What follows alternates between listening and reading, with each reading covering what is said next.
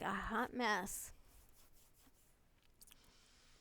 Yeah, so I saw my psychiatrist recently, and we are looking at my symptoms and now reconsidering where certain symptoms are coming from. And we have determined that my, I don't know if I've talked to you about this already, determined that my irritable outbursts are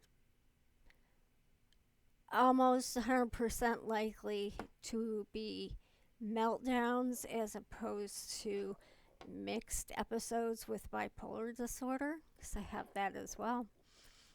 Because I explained to him that I have these outbursts, even though I understand what's going on and why something, it's always centered around change, um, or going from one thing to the next without any buffer time. Or I'm trying to troubleshoot something like my laptop or a form, because I have trouble with those things. And I think that in some of I believe I do have hypomanias. I used to have manias, but my medication takes care of it. Well, sometimes I'll have a hypomania. And an aspect of it is if I have a special interest, it's going to weave into that hypomania. And so I might be really have a really super interest, super special interest, and then get me hypomanic and it becomes something even bigger. Um, so there's that. But I told him that, you know, when um, when I was when I worked at the animal shelter, and there was a lot of noise back where in the dog kennels, and we would wear headphones for noise canceling. And when I got some, I told him it felt so good. It felt like I'd taken a Valium. And I started wearing the headphones all over the place all the time because it just felt that good. And one time I put my headphones on my mama and I said, "Isn't that nice? Doesn't she's?" I'm like, "Doesn't that feel good?" Um, and I talked to him about these um, outbursts, and and um,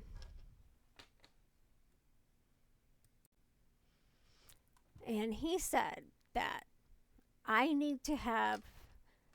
He said the highest quality of canceling headphones you can get two, just so they're both always ready, and um and take them with you wherever you go, because you just like half an hour with them on um can make a difference in your irritability. I know that I notice that when I wear my headphones at the store, I shop quicker. I make decisions faster. Um, and and so I've been wearing them more places, just allowing myself to. Um, and he also told me to tell my mom that she needed to. I already said that before. Um, we talked about something else. Oh, my symptoms as a child, and he said, "Well, I guess you just flew under the radar." Well, those symptoms were the following. Started it as an infant.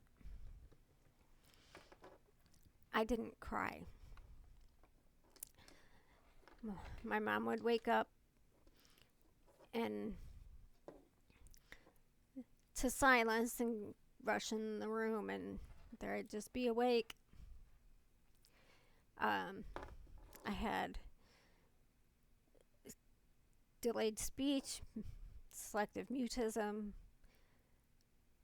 complete absolute freakouts, like from loud noises, like screaming down the street. um, Solitary activities, overly sensitive, too shy, too sensitive, those really, really quiet. Yeah, because I couldn't talk. um, just bullied, um, trouble with friendships. If I ever did get a friend, I'd smother them to death so much. I'd be so clingy because they were like something that could navigate me through life, through socializing, people how to socialize. But that's how I always lost them, because they um and I didn't know how to. Some lady tried at school tried to talk to me about how to make friends, but if I had been me now as a child, I would have been getting I would have been diagnosed, and I would have been um, given support, and I would have probably had a better childhood. But yeah, and I do think about that, and it does make me angry that I was diagnosed at 53, and I've gone that whole time from that baby that didn't cry to now struggling to explain to people what I'm experiencing. For instance, and this is my last point, social anxiety. I am not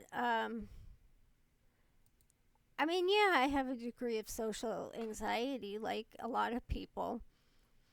That's not my problem, and a lot of therapists try to get you to do this. I know all the cognitive behavioral now, and I do still use some, but they're always asking, well, what are you afraid of? And um, when I say I'm afraid they're going to think I'm weird and awkward, what they hear me saying is, I'm afraid of something that's not true, of them thinking something that is not true. But what I'm trying, and then, well, yeah, we can fix that. Let's work around, let's do the cognitive behavioral therapy around that. I've been there, I've done it. But when you actually are weird and awkward,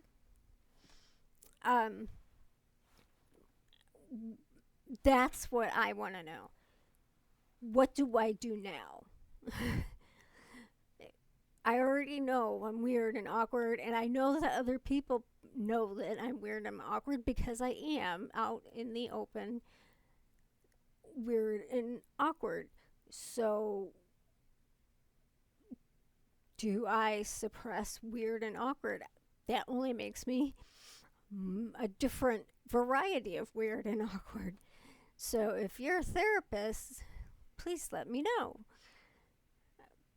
It's not a fear of being something that I am not, is I don't want to be weird and awkward. And I started out with this one therapist recently, and it said on her profile that she worked with people with autism, and that was baloney. I was teaching her, and so I dumped her.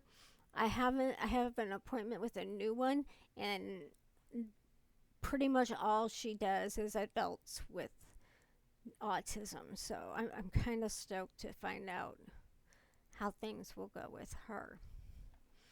I live out in the middle of nowhere, so it is telecommunication on my computer or my phone, depending on what my internet is like.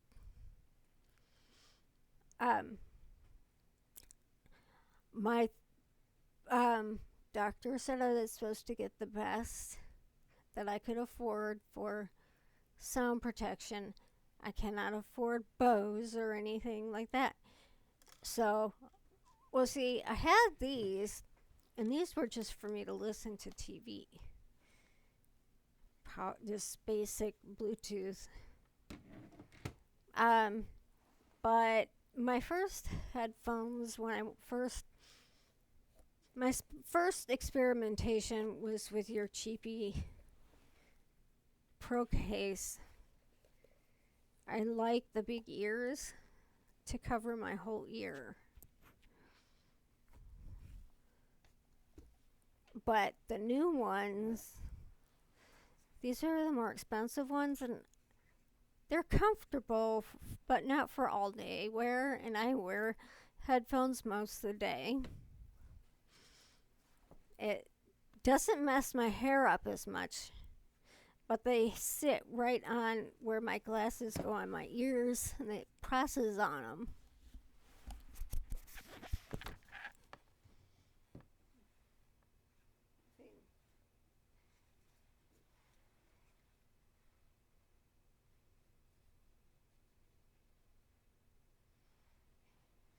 I don't like this.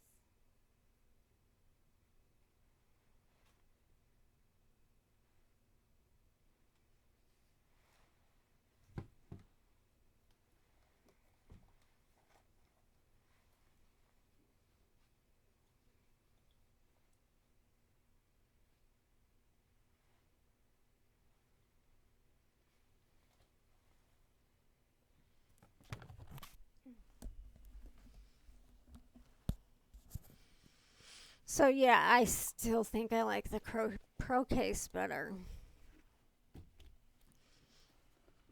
And these were too much money. But I'll get by. Okay, that's all I have. I know it wasn't a very good video. I'm just like I said in one of my videos, I'm really tired and exhausted and going through burnout.